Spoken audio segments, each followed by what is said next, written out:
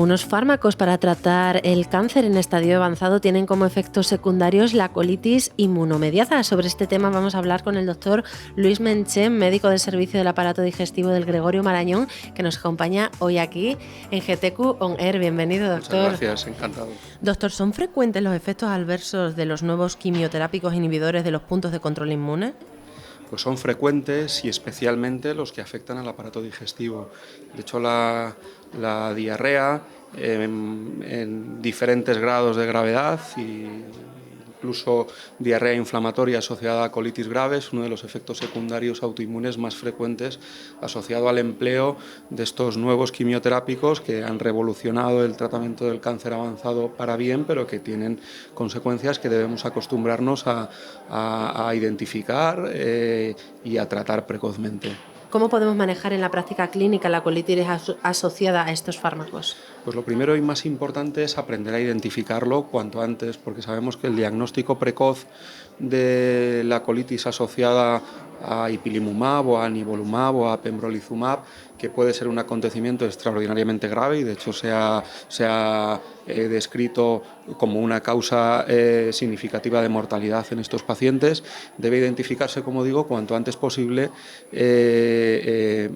para intentar mejorar el pronóstico de la misma y, por otra parte, intentar en la medida de lo posible mantener el tratamiento oncológico para permitir una mejora de la supervivencia de pacientes que, por otra parte, tienen muy mal pronóstico sin este tipo de tratamientos. Es fundamental la identificación clínica precoz, el tratamiento precoz cuando pensamos que hay datos de riesgo, la realización de endoscopia en aquellos casos en los que el tratamiento inicial empírico no sea eficaz para descartar complicaciones y para intentar valorar datos endoscópicos de gravedad y que nos permitan estadificar aquellos pacientes que van a necesitar tratamientos más potentes, por así decirlo, y luego manejar desde el punto de vista farmacológico de forma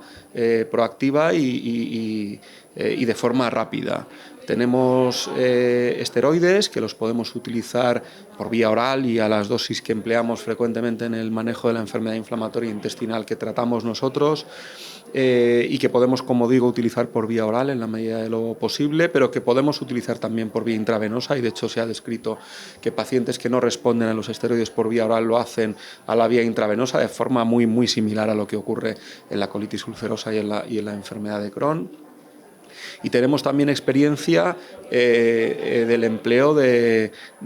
los anticuerpos monoclonales anti-TNF, en particular infliximab y antiintegrinas vedolizumab, que utilizamos, insisto, en el manejo de la enfermedad inflamatoria intestinal y que se han demostrado eficaces en este escenario clínico también, sin por otra parte afectar, o al menos eso parece, en lo que se ha publicado hasta la fecha, el pronóstico oncológico de los pacientes.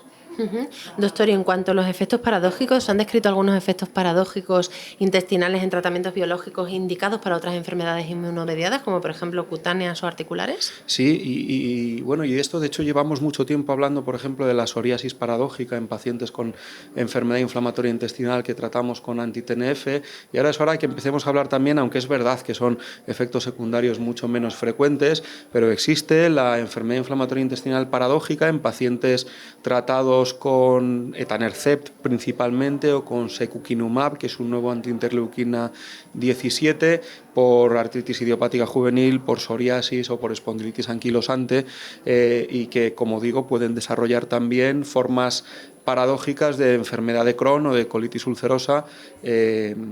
Bien, es verdad que, como decía al principio, de forma no muy frecuente, pero que tenemos que tener presentes y que tenemos que saber que pueden ocurrir y que, por tanto, se nos pueden presentar en nuestra práctica clínica diaria.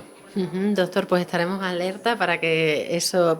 en el caso de que sucedan sean tratados adecuadamente. Muchísimas gracias por haber estado aquí con nosotros en GTQ On Air. Encantado. Gracias.